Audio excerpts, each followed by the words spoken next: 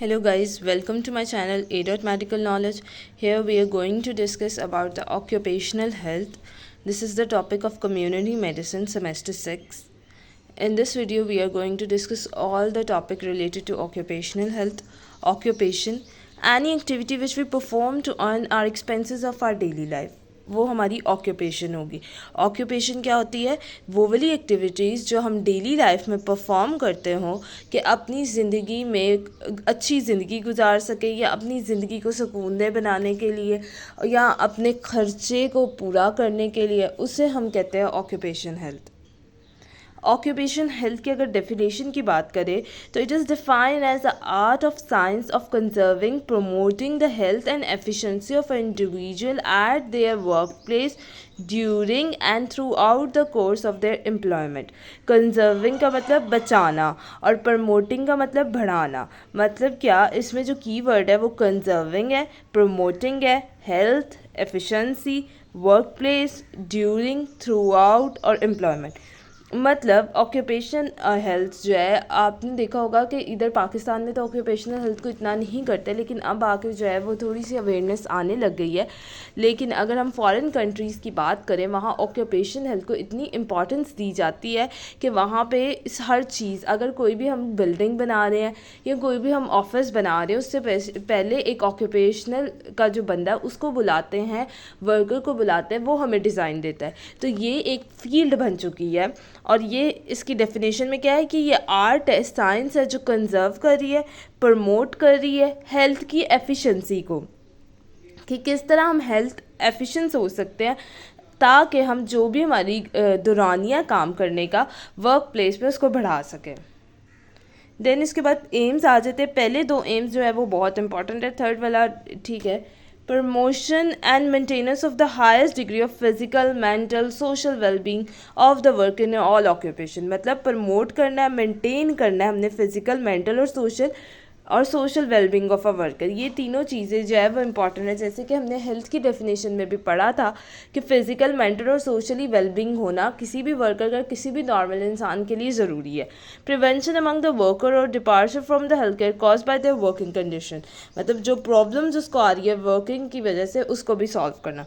The protection of a worker in their employment from the risk resulting from the factor adverse to their health. The placing and maintaining of worker in an occupational environment adapted to his physiological, psychological equipment. To summarize the adaptation of a work to the man and of each man of its job. ठीक हो गया, ये protection आ रही होती है। Ergonomics की बात करें तो ये साइंस और आर्ट होती है कि भी जॉब को फिट करना किसी वर्कर के लिए, वो अर्गोनॉमिक्स होता है। फॉर एग्जांपल, अब कोई अर्गोनॉमिक्स की अगर हम बात करें, इसमें बात करें कि कोई भी हमारे पास पीटी के पास आया, फिजियोथेरेपिस्ट के पास आया है, तो उसकी अर्गोनॉमिक्स कैसे कर सकते हैं कि अगर वो डिसेबल है तो हम उसे क्रचेस दे देंगे। कौन डिसेबल होता है? मोस्टली पोलियो के पेशेंट जो होते हैं, तो उसकी अर्गोनॉमिक्स ठीक कर लेंगे, ये होगी। और लेदरली अगर कोई भी डॉक्टर के पास जाता है, कोई एमबीबीएस डॉक्टर भी है, तो वो यही पूछता है ऑक्यूपेशनल हेल्थ, क्योंकि जब भी हिस्ट्री टेकिंग के फॉर्म में ऑक्यूपेशनल हेल्थ जो है वो सबसे इम्पॉर्टेंट करती है कि आप एक किस वजह से ये बीमारी हुई है, क्या आप रोज़मर्रा ये काम कर रहे हैं। ठीक है, एक था कि एक पेशेंट आया था, वो कह रहा था कि मेरा हाथ पूरा दर्द ही रहता है। ठीक है, मतलब उसके फोर आर्म की पेन थी। और जब हमने उसकी सारी हिस्ट्री ली तो वो पता लगा कि वो क्या था, फ़ोन सुनता रहता होता था। एक वो ऑफिस में काम करता है जहाँ पे उसकी जॉब सिर्फ फ़ोन सुनने की थी, तो इसकी वजह से उसकी रेंज ऑफ मोशन कम होगी। तो इसलिए ये बताने का मकसद ये है कि हमारे पास ऑक्यूपेशन इतनी इंपॉर्टेंट है। अर्गोनॉमिक्स की बात करें तो ये साइंस होती है, आर्ट होती है, fitting the job to the worker. Objective क्या है? अर्गोनॉमिक्स क्यों बनाई है? ताकि थर्मलर, हमारी मस्कुलर और मेंटल स्ट्रेस कम हो सके, हमारी एफिशिएंसी का लेवल ज़्यादा हो सके, क्विकली हम इनिशिएट कर सकें when faces with the emergency, और करेक्टली मेजरमेंट हो ताकि हम सक्सेसफुली उसे मीट कर सकें। ऑक्यूपेशन डिसऑर्डर की बात कर लें, ये जो है ज़्यादातर एमसीक्यूज़ में आ जाता है कि न्यूमोनोकोर्नाइटिस हुआ है, ये group of occupational lung disease है। पल्मोनरी फिब्रोसिस, सिलिकोसिस हुआ है सिलिका इंडस्ट्री में, मतलब सिलिका की वजह से। एंथ्राक्रोसिस हुआ है कॉलवर, बायोसोसिस हुआ है कॉर्न इंडस्ट्री, बेगोसोसिस हुआ है शुगर कैन वर्कर, एबेस्ट्रॉस हुआ है एबेस्ट्रॉस की वजह से। फार्मा लंग्स हुआ है हेयर और ग्रे इंडस्ट्री। देन पैथोलॉजी देखें दिस इज़ इम्पॉर्टेंट कि कोई डस्ट पार्टिकल आया, लंग्स में आया, उधर इसने इन्फ्लेमेशन कर दी। अब क्रॉनिक इन्फ्लेमेशन भी हो सकती है जिसमें फिब्रोसिस टिश्यू है, मतलब हार्ट बोन को ही हम कह रहे हैं ना, और इलास्टिक टिश्यू स्किन को कह रहे होते हैं क्योंकि वो इलास्टिक होती है। और फिर उसके बाद क्या होगा, स्कारिंग ऑफ लंग्स होगी। पैथोजेनेसिस की बात करें तो डस्ट का साइज देखिए, अपर रेस्पिरेटरी ट्रैक में आया, अपर रेस्पिरेटरी ट्रैक हमारा लेरिंग्स तक है, ठीक है। तो जैसे इस डायग्राम का मतलब है कि जितना साइज स्मॉल होगा उतना वो डीप पेनेट्रेट करेगा। अब देखो जैसे मिडिल रेस्पिरेटरी में 3 to 5 में आ गया, 1 to 3 एल्वेओलाई में जाएगा, मतलब लोअर रेस्पिरेटरी ट्रैक में। साइन और सिम्टम्स की बात करें तो पल्मोनरी सिम्टम्स और जर्नल सिम्टम्स आ रहे होते हैं। पल्मोनरी की बात करें डिस्पीनिया, कफ आ रही होती है एक्सपोरेंट के साथ, चेस्ट डिस्कम्फर्ट और हीमोपेटिसिस आ रहा होता है, मतलब ब्लड। दूसरी एल आ रही होती है हेल्थ, रेस्टलेसनेस, स्लीप आ रही होती है, एप्टीट्यूड की लॉस, वेट का लॉस, और नेल जो गए पेल और ब्लूइश हो गए। नेल ब्लूइश और पेल क्यों हो रहे हैं, क्योंकि ऑक्सीजनेशन नहीं जा रही, ठीक है। कॉम्प्लिकेशन की बात करें तो लंग फिब्रोसिस होगा, लंग्स कैंसर की तरह जाएगा, प्लेरोसिस होगा। प्लेरोसिस ये होता है कि लंग्स फेलियर हो जाए उसकी मेम्ब्रेन का, और CHF आ रहा होगा। देन उसके बाद हिस्ट्री किस तरह लेनी है, हमने डायग्नोस कैसे करना है, एक्सपोजर क्या हुआ था, ईयर ऑफ एक्सपोजर क्या था, क्या प्रोटेक्टिव क्लोथिंग थी, क्लिनिकल एग्जामिनेशन के लिए हमने इन्वेस्टिगेट करवाना है, चेस्ट का एक्सरे करवाए, पल्मोनरी फंक्शनल टेस्ट करवाए, CT स्कैन किया, ब्रोंकोस्कोपी विद लंग्स बायोस्कोपी करवाए।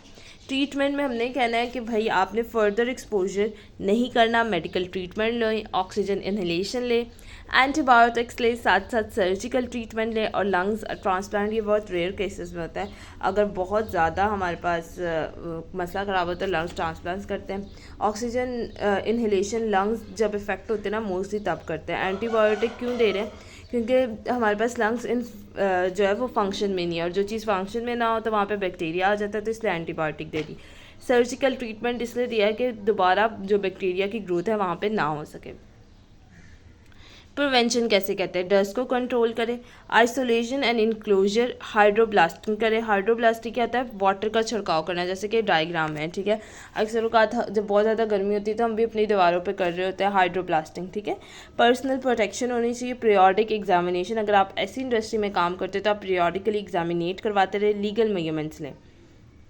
देन उसके बाद पल्बोमिज्म आ रहा होता है लेड पॉइजनिंग, ये लिटल और नो अब्जॉर्प्शन स्किन से होती है, लेकिन इनहेल करें डस्ट और लेड फूम्स ऑब्जर्व हो जाते हैं 50 to 60%। ओरल की बात करें तो अडल्ट में 10%, चिल्ड्रन में 40 to 50%। Increase absorption and low ferrous, जब हमारे पास कोई भी पेशेंट आए जिसका फेरस और कैल्शियम लेवल कम है ना, वहाँ पे इसका ऑब्जॉर्प्शन का रेट ज़्यादा हो रहा होता है, ठीक है। और ज़्यादातर ये GID ट्रैक में ऑब्जॉर्प्शन रेट इसका ज़्यादा होता है, ठीक है।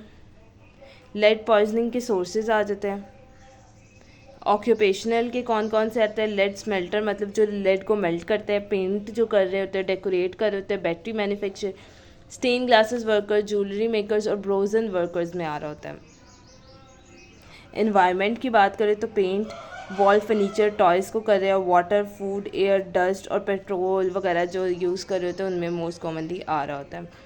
अदर की बात करते हैं, हमारे पास अदर हमारे पास आ रहे होते हैं ट्रेडिशनल, जैसे कि हमारे पास ट्रेडिशनल रेमेडाइज आ रहे होते हैं। फिर सुरमा और कॉयल इंडस्ट्री जो होता है वो उसमें कर रहे होते हैं, लेड में ग्लेज और फॉरेन बॉडी इंजेक्शंस वगैरह में आते हैं। फिर उसके बाद आता है lead in water, largely lead के पाइप लगा रहे होते हैं, फिटिंग कर रहे होते हैं, ठीक है। जो हमारे घर पानी आता है, अगर आपके ख्याल में क्या वो नीट होता है, अगर वो बहुत ज़्यादा उसकी ओल्ड फिटिंग है तो ऑफकोर्स उसमें लेड, आप जितना मर्जी उसमें फिल्टरेट वाटर मूव करें उसमें लेड ज़रूर होगा। वाटर जब lead containing from ground lead में आ रहा होता है, ठीक है, water lead contaminated from ground lead, तो जो वाटर कंटेमिनेटेड ही लेड में आ रहा है तो आप जितना मर्जी उसमें फिल्टरेट कर ले वो नहीं होगा सही पानी, ठीक है। देन देखिए WHO ने कहा है कि वाटर लेड 10 तक हो तो ठीक है, लेकिन अगर इसे एक्सीड कर जाए तो क्या होगा, डेंजर की तरफ जाएगा, ठीक है, लेड पॉइजनिंग की तरफ जाएगा, आगे हमने पढ़ना है, ठीक है। और 20 to 30% ये UK में जो है वो एक्सीड कर गया हुआ है, देखें, और पाकिस्तान में तो बहुत ज़्यादा होगा। क्लिनिकल फीचर्स ऑफ लेड की बात करें तो इसमें हमारे पास क्या आ रहा होता है, जो हमारे पास इन्फेंट आ रहे हैं वो इफ़ेक्ट होते हैं सबसे ज़्यादा, ठीक है। चिल्ड्रन सिम्टम्स कर रहे होते हैं, ट्रीटेबल होता है बट काफ़ी केसेस में क्रॉनिक जा रहा होता है, ठीक है। फटीग, हेडेक, इरिटेबिलिटी और मेटालिक टेस्ट वगैरह मोस्ट कॉमनली आ रहा होता है। डायग्नोस कैसे करते हैं कि हम CBC करवा रहे होते हैं, ठीक है, CBC करवा लें, ठीक है। देन उसके बाद आप क्या करवाएं कि CBC फिल्म में करवाएं, ब्लड टेस्ट कुछ करवा लें, LFT करवाएं, urine LF, calcium, vitamin D, radiology करवाएं, AXR का मतलब किसकी, एब्डोमेन की, ठीक है। लॉन्ग बोन की करवाते हैं हम चिल्ड्रंस में। Then measurement for health protection के लिए न्यूट्रिशन दें, कम्युनिकेशन और कम्युनिकेबल डिजीज़ कंट्रोल रखें, इन्वायरमेंट की सैनिटेशन अच्छी हो, mental health measurements for womens and children, health education और फैमिली प्लानिंग। प्रिवेंशन कैसे कर सकते हैं कि मेडिकली मेजरमेंट्स दें, इंजीनियरिंग मेजरमेंट्स होनी चाहिए कि मशीनरी रिमूव करी जाए और लेजिस्लेशन कानून साजी हो। मेडिकल मेजरमेंट्स में हमारे पास आता है कि प्री प्लेसमेंट एग्जामिनेशन करें, periodic examination, medical and health care service, notification दे ऐसे बंदे को कि भाई ये मैसेज आ गया, आपने ज़रूर चेक करवाने जाना है, किसी सुपरविजन ऑफ वर्किंग इन्वायरमेंट रहे, मेंटेनेंस और आप रिकॉर्ड उसका रखें, और हेल्थ एजुकेशन और काउंसलिंग दें। इंजीनियरिंग मेजरमेंट्स आ गई हमारे पास, जिसमें हमने देखना है कि आपने बिल्डिंग कैसे डिज़ाइन करनी है। अभी मैंने आपको शुरू में वीडियो के बताया कि ये पूरा एक कोर्स होता है। Good house keeping, general ventilation होनी चाहिए, सब्स्टिट्यूशन और डस्ट वगैरह का हो कि मतलब इंक्लोजर ओपन एयर में ना हो। देन उसके बाद isolation, protection, environment monitoring, settling, research वगैरह हो। लेजिस्लेशन के मुताबिक जो एक्ट हमारे पास आता है वो 1940 का फैक्टर एक्ट होता है उसमें, और एम्प्लॉयमेंट स्टेट इंश्योरेंस वगैरह दी जाती है ताकि अगर उनको कुछ हो जाए तो उनकी फैमिली को उतनी रकम दी जाती है, ठीक है। Thank you so much.